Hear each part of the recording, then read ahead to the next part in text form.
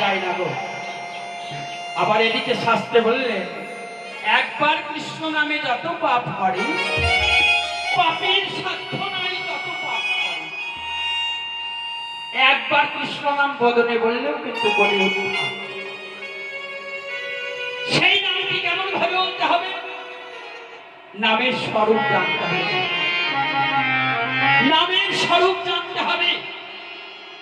জীবের দিনের ভজন, ব্রহ্ম পরমাত্মা ভগবান শ্রীকৃষ্ণ, এই যে তিনজন, এই তিন তত্ত্ব, তিন প্রভু, এই এখানে সেবা হচ্ছে। চৈতন্য প্রভু, নিত্যানন্দ প্রভু, অদ্বৈত প্রভু, তিন প্রভুরা যেখানে সেবা। তিনজন এই যে আছে, ব্রহ্ম পরমাত্মা পূর্ণ ভগবান শ্রীকৃষ্ণ। এই তত্ত্বগুলো জানতে হলে গুরু আশ্রয় করতে হবে।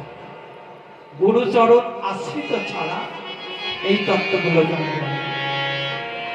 তাই শাস্ত্রে বললেন, বহু জন্ম করো যদি নাম সংকীর্তন, তথাপি না পাবে ব্রজের ব্রজেন্দ্র নন্দন।